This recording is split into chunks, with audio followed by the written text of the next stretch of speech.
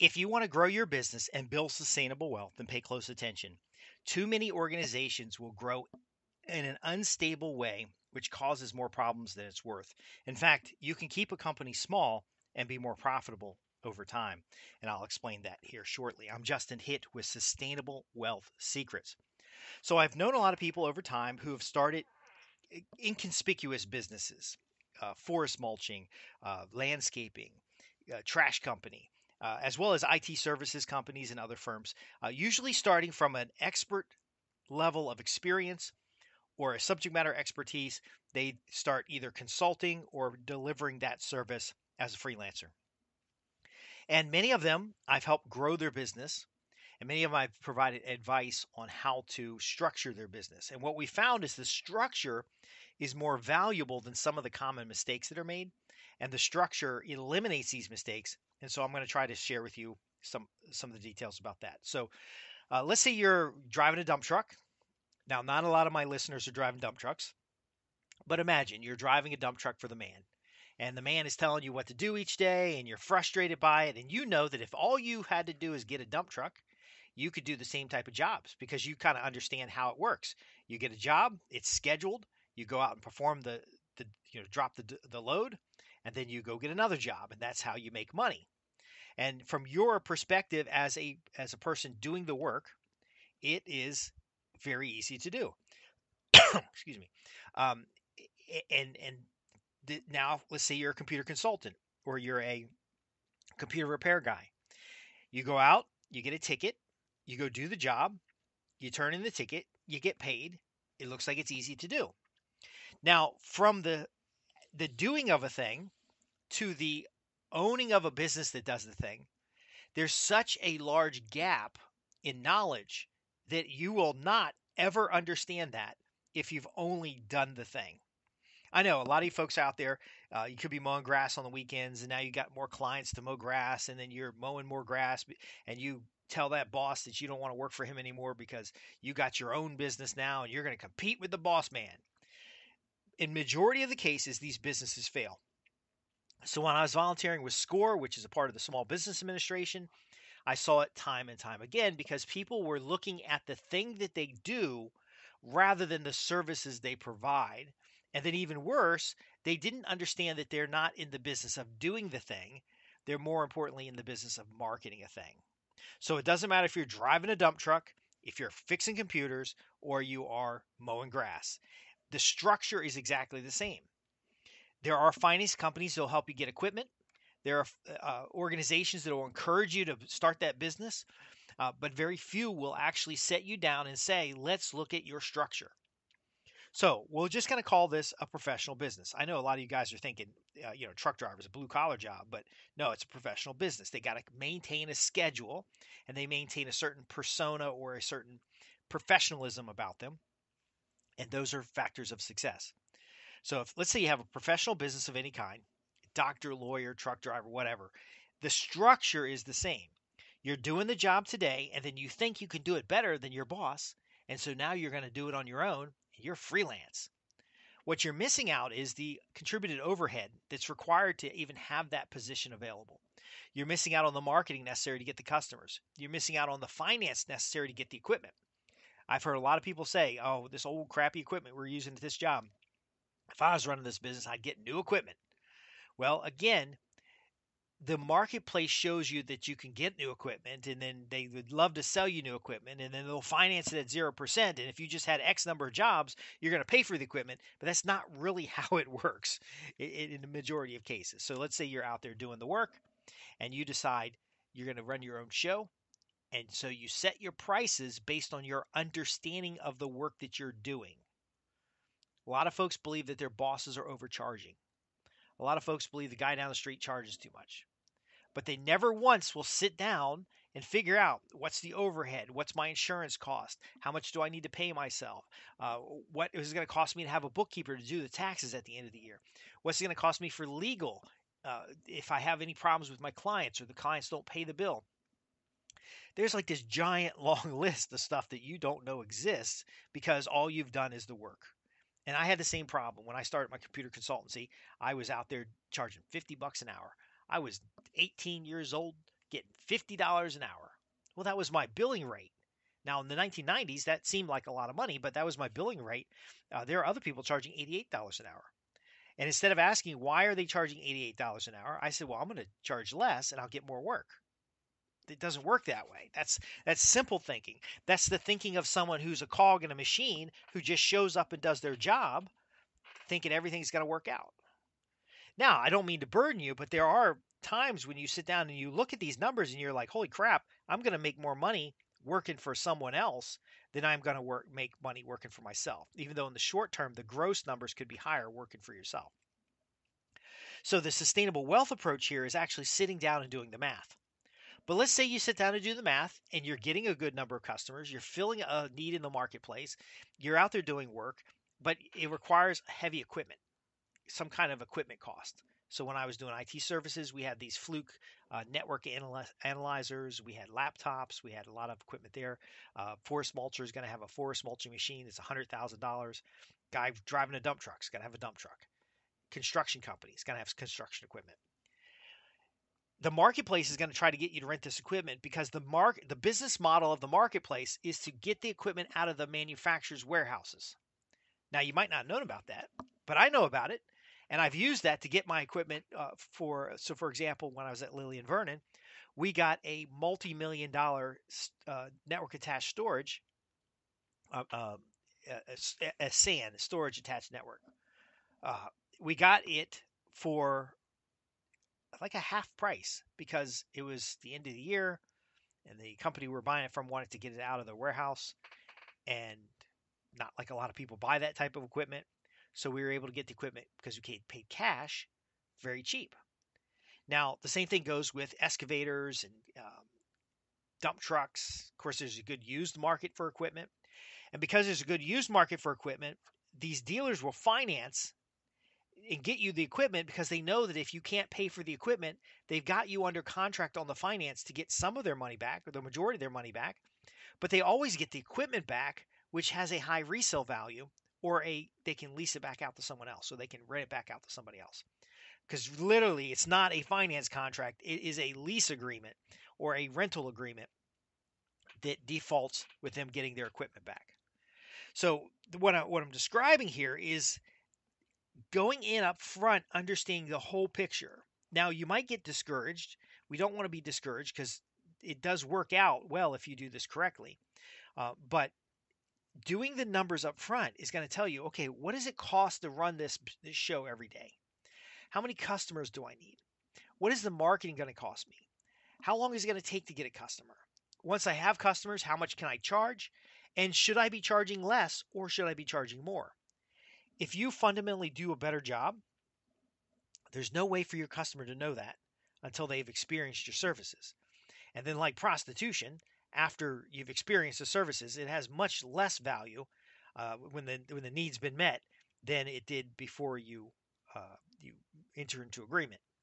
I don't mean to be crude about that, but the desire and the anxiety about the problem is much stronger than after the problem is solved and you're moving on to something else. That's why we don't remember the good things that happen in our lives, because they don't have an etching of drama. So should you be charging more? Should you be charging less? Should you have someone in an office doing scheduling, or can you start the business all by yourself and do the scheduling yourself?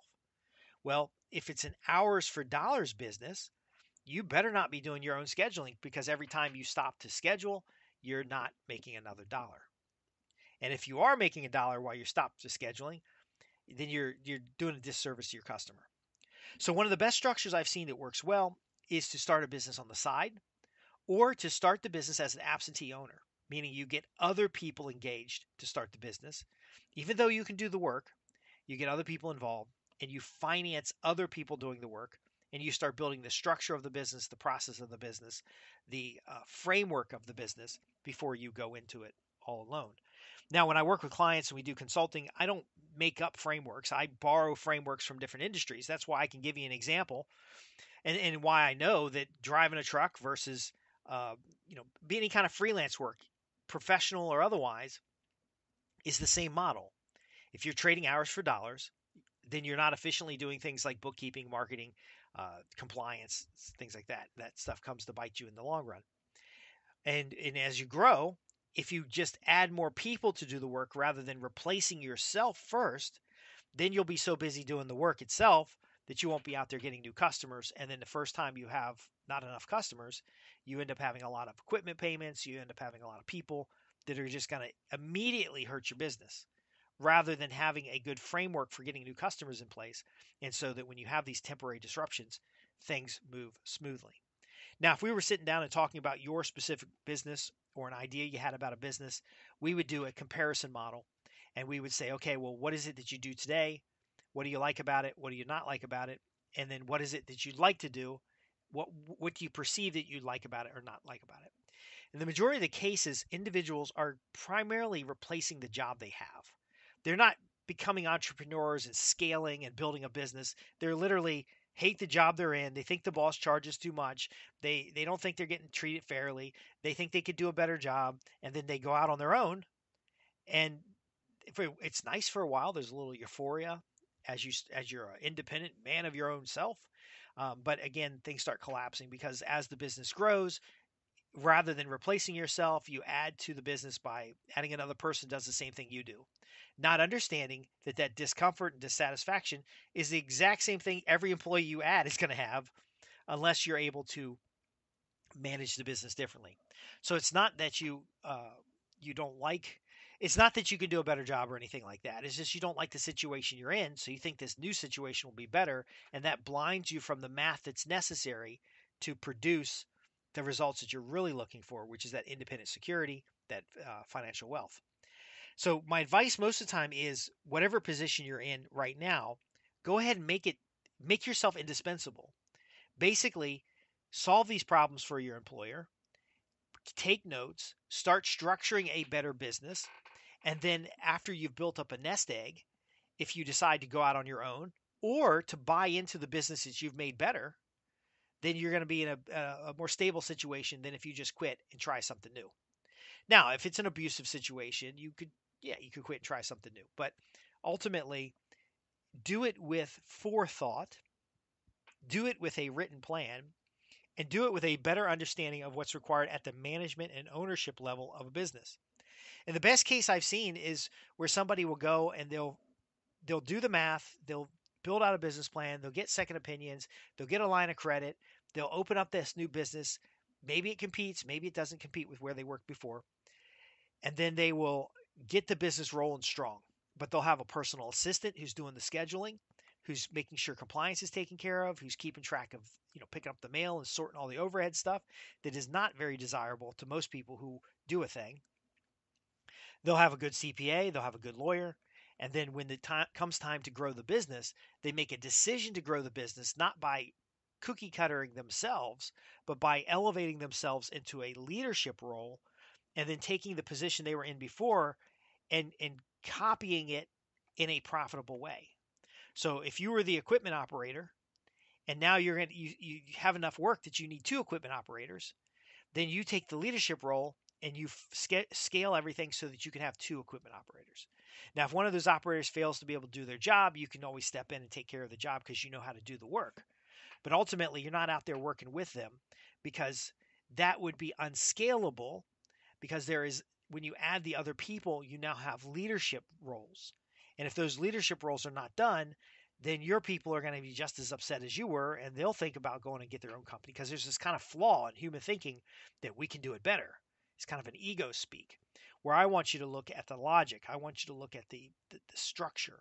And then I've even gone as far as to overpay the people who work for me. So I overpay them. I tell them what the expectations are. I set a framework for expectation. I monitor that framework. And very often they can do the work better than me.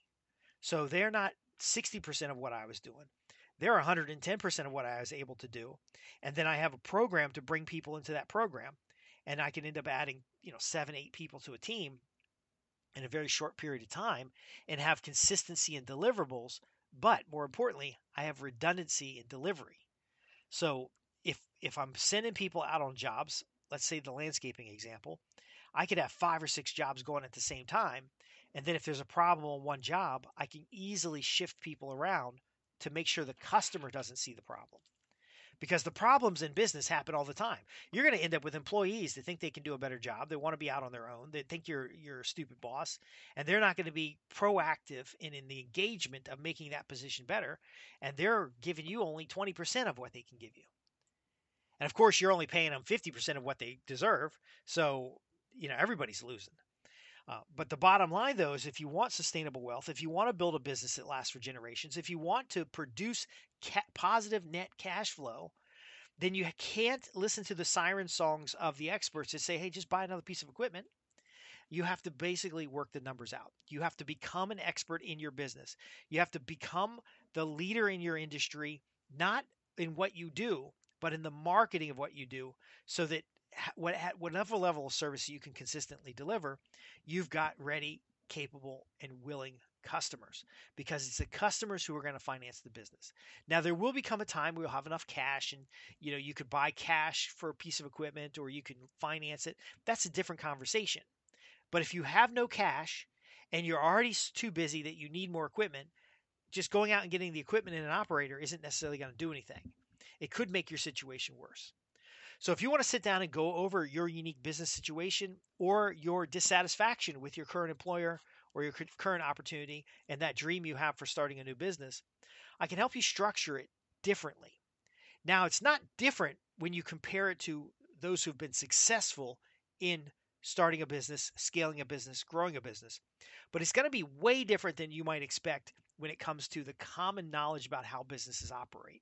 Because again, when you're working at doing something, when you're a professional, as a lawyer working in a firm, if you're a truck driver working at a company, if you're a carpenter working at a general contractor, you're only seeing a very tiny part of that business.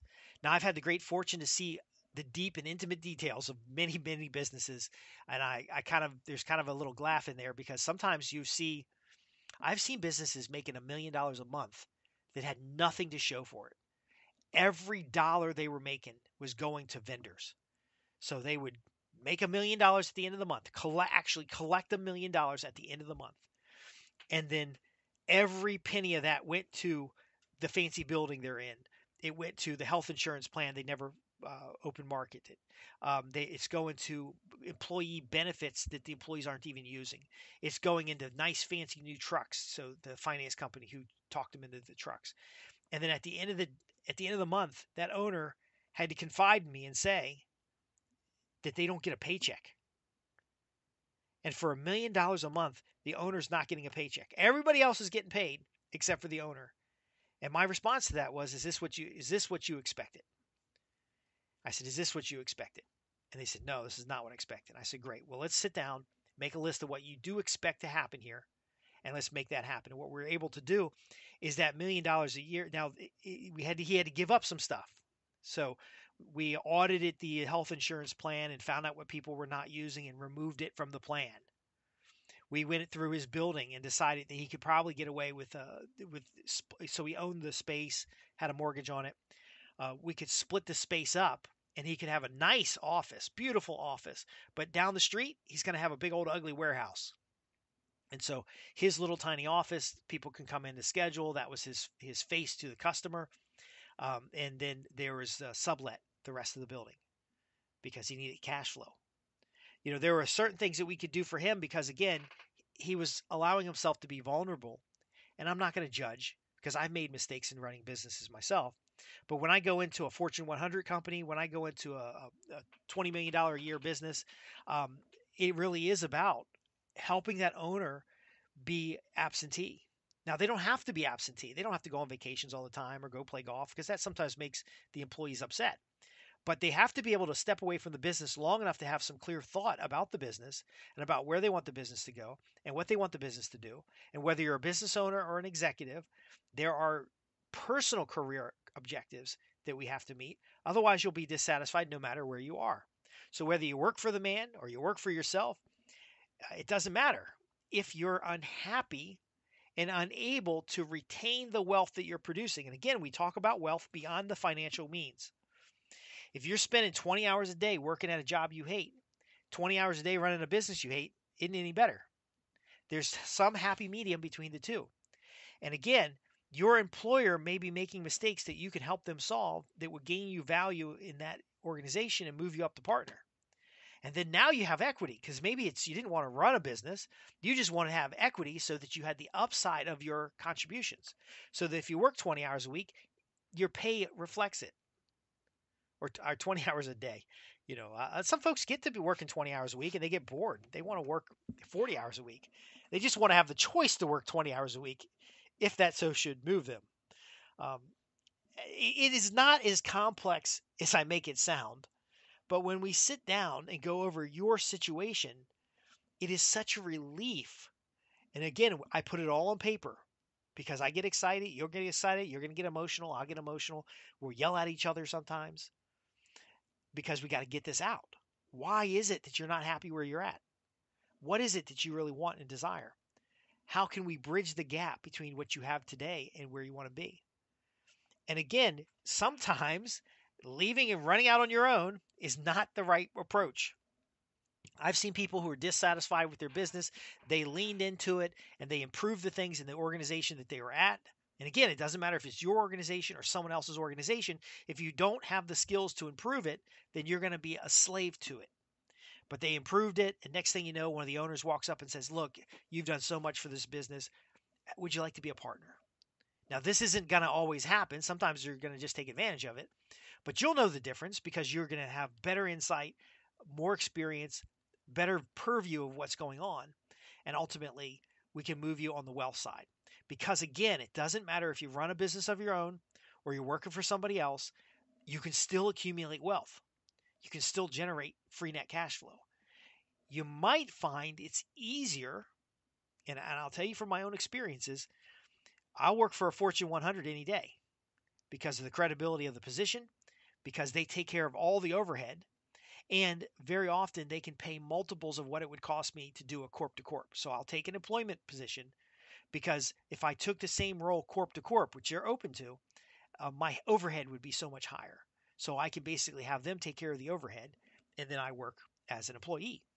And I don't see that any different than working as an employer because I'm still a freelancer. I still hire my own staff. I still do the things that are necessary to scale. And so if you want that kind of insight working for you to build your wealth, to build your position in the marketplace, to increase your free net cash flow, then visit www.sustainablewealthsecrets.com. Go to the contact page and ask your questions. If you want to engage in a consultation, just ask. Somebody will send you details about how to do that.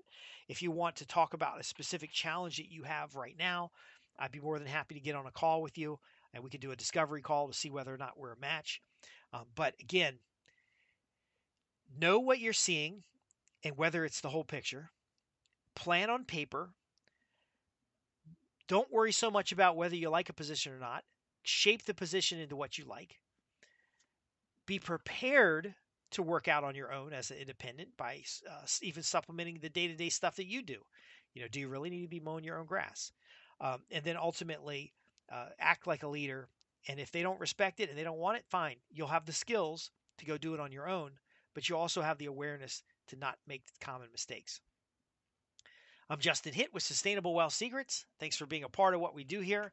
I always look forward to your questions and your success stories, which keep them coming because I love to hear them. Thanks for listening, and I'll see you next time.